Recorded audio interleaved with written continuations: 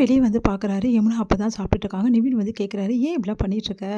நான் வந்து அதான் சாப்பிடுன்னு எழுதியா கொடுத்துருக்கேன். எதுக்காக இப்படிலாம் பண்ணிகிட்ருக்கேன்னோடனே, நீங்கள் வருவீங்கன்னு பார்த்தேன், வரல. நம்ம எப்போ ஒன்றா உட்காந்து சாப்பிடணும்னு எனக்கு ஆசை இருக்காதா?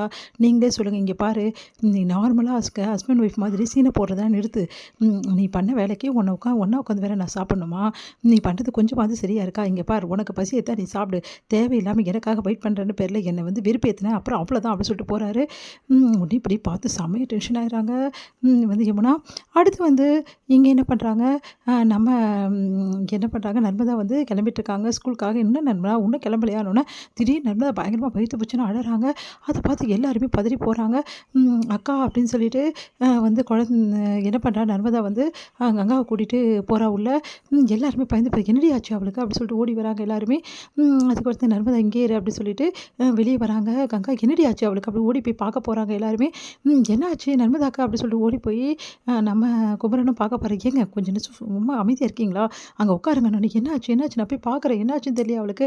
நீங்கள் அமைதியாக உட்காருங்கங்க, பேசிக்கலாம்" அப்படின்னோடனே உடனே வந்து அது வந்து அப்படி சொல்லிட்டு, "என்னக்கா என்ன ஆச்சு? நான் போய் பார்க்குறேன். இருடி ஒரு நிமிஷம்" அப்படின்னு சொல்லிட்டு நான் அவங்க அம்மா இல்லை, "ஐயோ பிள்ளைக்கு என்ன ஆச்சுன்னு தெரியலையே, டாக்டர் கிட்ட கூட்டின்னு போகலாமா?" அப்படின்னோடனே, "அதெல்லாம் ஒன்றும் இல்லைம்மா, ஒரு நிமிஷம் கேளுமா" அப்படின்னு சொல்லிட்டு காதில் சொல்கிறாங்க.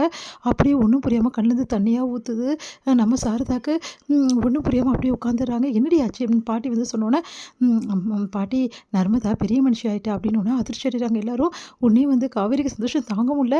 "அக்கா நிஜமாவாக்கா?" "ஆமாடி, அதனால தாண்டி கத்திருக்கா" அப்படின்னோடனே, "இருக்கா நான் போய் பார்க்குறேன்" அப்படி சொல்லிட்டு உள்ளே போகிறாங்க நம்ம காவேரி. இங்கே வந்து எல்லாருமே, "என்னடி திடீர்னு இப்படி சொல்கிற? எனக்கு ஒன்றுமே புரியலடி" அப்படின்றாங்க சாரதா. "இதில் புரியறதுக்கு என்னம்மா இருக்குது? அவளுக்குன்னு வயசுக்கு வந்து அவளும் இந்த மாதிரி ஆக தானம்மா செய்வா. அவங்க பெரிய மனுஷி ஆகுது சாதாரண விஷயம் தானம்மா. அதெல்லாம் கரெக்டு தான்டி, சின்ன குழந்தைடி அவ" அப்படின்னோடனே, "அம்மா என்னம்மா பண்ணுறது" அப்படின்றாங்க. உடனே வந்து குமரனுக்கு ஒன்றுமே புரியல. "ஏங்க புரியுதுல்ல உங்களுக்கு?" அப்படின்னோடனே, புரியுது கங்கா" அப்படின்றாங்க. "சரி நான் சொல்கிறதெல்லாம் போயிட்டு முதல்ல வாங்கிட்டு வாங்க, மீதியெல்லாம் அப்புறம் பார்த்துக்கலாம்" அப்படின்றாங்க. "சரி கங்கா" அப்படின்னு சொல்லிட்டு, "இங்கே பாருங்கள் இதெல்லாம் எழுதி வச்சுருக்கேன், இந்த லிஸ்ட்டு, இதை போய் முதல்ல வாங்கிட்டு வாங்க, மீதியெல்லாம் அப்புறம் பார்த்துக்கலாம், நீங்கள் போங்க" அப்படின்னு சொல்லிட்டு அனுப்பிச்சிடுறாங்க. "சரிடி இப்போ என்னடி பண்ண போகிறோம்? புது வீடு வேறு வந்திருக்கோம், நம்ம ஊராக இருந்தால் கூட ஏதாவது சமாளிச்சிடலாம். எனக்கு ஒன்றுமே புரியல, கையும் ஓடல காலும் ஓடலடி." "அதெல்லாம் ஒன்றும் இல்லை, பார்த்துக்கலாம். முதல்ல நர்மதாக்கு தண்ணி ஊற்றுற வேலையை பார்க்கணும். அதுக்கு வந்து என்னடி பண்ணுறது? இங்கே ஆளுங்களே யாரும் தெரியாது. சரி நாங்கள் போய் மாமிக்கிட்ட சொல்லி என்ன பண்ணுறது நாங்கள் பார்க்குறோம். நானும் வந்து வந்து காவேரி போகிறோம்மா" அப்படின்னோடனே, "சரி நீ பார்த்துக்கோமா" அப்படி சொல்லிட்டு போகிறாங்க.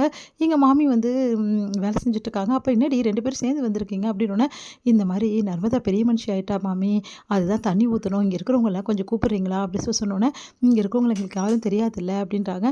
"சரிடி இதில் என்ன இருக்குது? உண்மையிலேயே குட்டி பொண்ணுடி அவ, அவ்வளோ பெரிய மனுஷி ஆகிட்டா, நம்பவே முடியலடி" அப்படின்றாங்க. "சரிங்க மாமி, தண்ணி ஊற்றிடலாண்டி, அதெல்லாம் ஃபார்மாலிட்டிஸ் பார்த்துக்கலாம், ஒன்றும் இல்லை. நாங்கள்லாம் இருக்கோமோ இல்லையோ, நாங்கள் பார்த்துக்க மாட்டோமா" அப்படின்றாங்க மாமி. "தேங்க்ஸ் மாமி" அப்படி சொல்லிட்டு போகிறாங்க. இங்கே வந்து என்ன பண்ணுறாங்க, இவங்க 2 பேரும் எதுக்கு இங்கே பேசிட்டு போகிறாங்கன்னு சொல்லிட்டு விஜய் யோசிக்கிறாரு.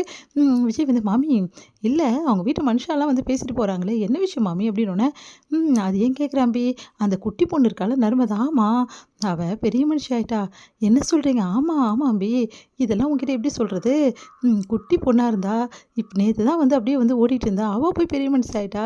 பார்த்தல்ல பொண்ணுங்களோட வளர்ச்சினா அப்படி தான்" அப்படி சொல்லிட்டு போகிறாங்க. அதை கேட்டு சந்தோஷம் தாங்க முடியல விஜய்க்கு. விஜய் வந்து அப்படியே இருக்காரு.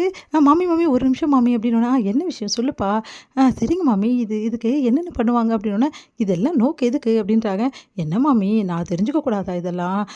எனக்கும் வந்து வயசு பையன் மாமி, எனக்கும் வந்து நல்லது கெட்டது இருக்குதுல்ல" அப்படின்னோடனே, சொல்கிறேன் ஒன்று ஒன்றா கேளு" அப்படின்னு மாமி வந்து எல்லா சடங்குகளையும் எப்படி எப்படி செய்யணும் அப்படின்ற விஷயத்தை எல்லாத்தையும் வந்து சொல்கிறாங்க. அதை கேட்டு வந்து ரொம்ப எக்ஸைட் ஆயிடுறாரு நம்ம விஜய். "காவேரி போயிட்டுருக்கேன், காவேரி கூப்பிட்றாரு, அதெல்லாம் நான் வரமாட்டேன்" அப்படின்றாங்க. "வா காவேரி ப்ளீஸ்" அப்படின்னோடனே, "என்ன விஷயம்?" அப்படின்னு கேட்குறாங்க. "நீங்கள் தான் வேறு கல்யாணம் பண்ணிக்க போகிறீங்களே காவேரி, அதெல்லாம் அப்புறம் பேசிக்கலாம், சும்மா விளையாட்டுக்கு சொன்னேன்டி." "சரி நர்மதா பெரிய பொண்ணு ஆகிட்டாளா அப்படின்னு உங்களுக்கு எப்படி தெரியும்?" "இப்போ தான் மாமி சொன்னா." "மாமி எதையும் விட்டு வைக்க மாட்டாங்களா? உங்ககிட்ட எல்லாத்தையும் சொல்லிடுவாங்களா?" அப்படி டென்ஷன் ஆகுறாங்க. "சரிடி, நான் வந்து மாமா இல்லை." "ஆமாம், அதுக்கு இந்தாக்கு செய்ய வேண்டிய சீரை நம்ம 2 பேரும் சேர்ந்து செய்யணும், புரியுதா?" அப்படின்றாங்க. அதை கேட்டுட்டு அதிர்ச்சி அடைகிறாங்க காவேரி. "அதெல்லாம் ஒன்றும் வேணாங்கன்றாங்க." "அதெல்லாம் தெரியாது, நான் வேறு எதாவது விட்டு கொடுப்பேன், இந்த மாமான்ற முறையை நான் விட்டு கொடுக்கவே மாட்டேன்" அப்படி சொல்லிட்டு போகிறாரு. அதிர்ச்சி அடைகிறாங்க காவேரி.